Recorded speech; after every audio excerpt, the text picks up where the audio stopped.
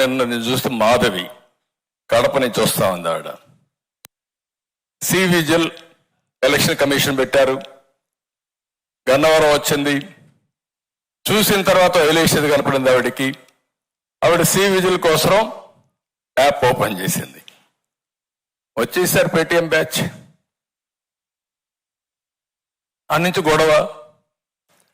అంటే వీళ్ళు ఎంత అరాచకం చేస్తున్నారో అది గుర్తుపెట్టుకుంటే మాధవి గట్టిగా నిలబడుకొని మీరు ఏం చేస్తారో చేయండి, అన్యాయం జరిగితే పోరాడతా నిలబడి పోరాడిన ఆడబిడ్డ మాధవి. ఆ ధైర్యం వల్ల రావాలి.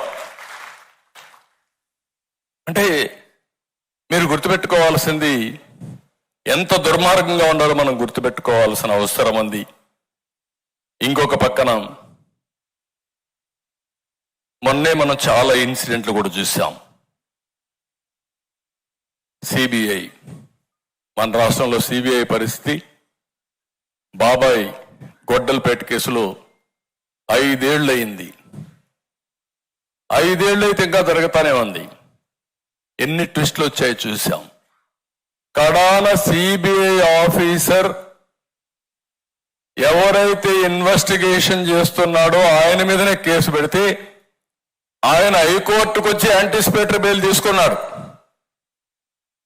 Can you imagine?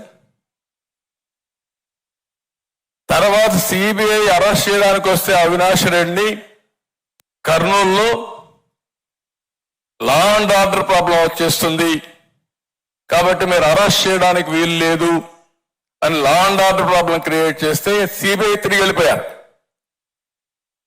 అంటే ఇది ఇంటర్నేషనల్ మాఫియానా, లేకపోతే చట్టం అనేది లేదా ఈ దేశంలో? కానీ వైఎస్ఆర్ కాంగ్రెస్ పార్టీకి చట్టమే వర్తించదా? ఎక్కడన్నా ఇలాంటి దేశ చరిత్రలో నాకు తెలిసినంత 45 ఏళ్ళు నేను ఎప్పుడు చూడలే ఇవన్నీ అని బరిదెగించే పరిస్థితికి వచ్చారు. ఈ విషయం మీరు గుర్తుపెట్టుకోవాల్సిన అవసరం ఉంది. డ్రగ్స్, గంజాయి, లిక్కరు, నాసిరకం లిక్కరు, 1000 కోట్ల దోపిడీ, ఇంకో పక్కన శాండు, ఇంకో పక్కన చూస్తే మైన్స్ మొత్తం లూటీ, ప్రాపర్టీస్ అన్ని కూడా సెటిల్మెంట్లు, 30-40 సంవత్సరాలుగా సంపాదించిన ఆస్తి మెడ మీద కత్తి పెట్టి ఇది రాసిస్తావా లేదా అంటే ప్రాణభయంతో రాసిచ్చేసి బయట కూడా చెప్పలేని పరిస్థితి, చంపేస్తారని. ఒకప్పుడు నేను చూశాను, టెర్రరిస్ట్ ఎక్కడో ఉంటాడు, దావూద్ ఇబ్రహీం, వాడు ఇక్కడికి ఫోన్ చేస్తాడు. దావూద్ ఇబ్రహీం ఫోన్ చేశాడు, నువ్వు 10 కోట్లు పంపేయాలని పంపించేయాలి. దావూద్ ఇబ్రహీం ఉన్నాడో లేదో తెలియదు కానీ వీడు మాత్రం 10 కోట్లు పోతాయి.